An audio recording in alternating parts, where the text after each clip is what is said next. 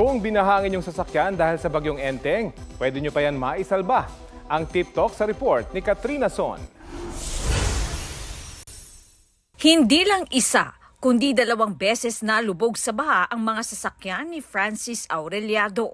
Ang una noong bagyong Ondoy. Nung iniwan ko, after a few hours, tinawagan ako ng office mates ko, sabi niya baha na daw yung car. Inabot pa ng 3 araw bago niya nakuha mula sa parking at napalinis ang sasakyan.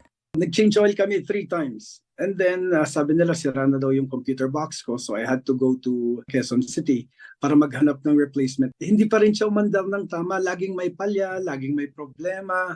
Umabot ng 2 linggo ang pagpapagawa sa sasakyan. Hanggang halos kapresyo na ng sasakyan ang nagastos sa pagpapagawa kaya naisipan niyang ibenta na lang. Makalipas ang ilang taon, naranasan niya muli ito sa bagyong Karina. Ayon sa car shop owner sa Quezon City, mahalagang alam ang gagawin kapag binaha ang sasakyan. Agad daw alisin sa pagkakalubog. Huwag din daw muna i-start ang engine. Pagkatapos, first, tatanggalin natin itong battery, yung positive at saka negative niya.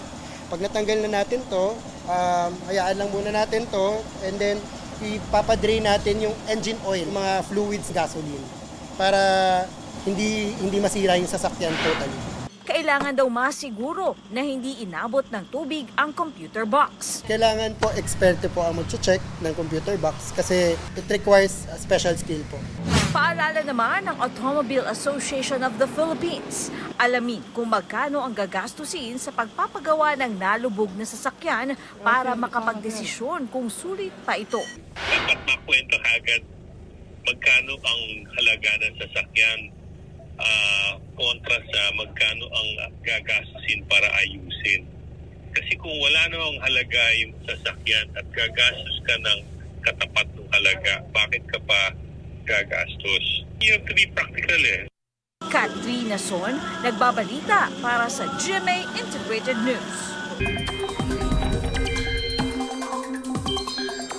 Napanatili ng bagyong Enteng ang lakas nito habang kumikilo sa West Philippine Sea. Huling namata ng sentro ng bagyo, 210 kilometers west-northwest ng Lawag City, Ilocos Norte. May taglay itong lakas ng hangin na 95 kilometers per hour, bugsong aabot ng 115 kilometers per hour malapit sa sentro. Patuloy itong kumikilos pa west-northwest sa bilis na 10 kilometers per hour. Signal number 1 na lang ang nakataas sa Ilocos Norte, Ilocos Sur, northern portion ng La Union at Abra.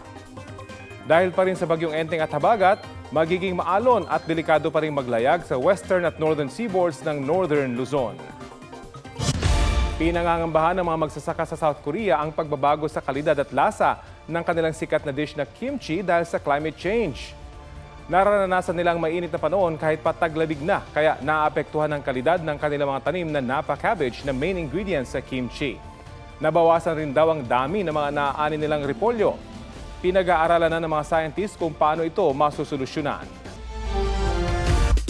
On Spotlight, ang sagot ni Raver Cruz sa bashers ng relasyon nila ni Julian San Jose at ang pagpunta ni Kylie Alcantara sa Amerika para i-celebrate ang kanyang birthday. May report si Aubrey Carampel.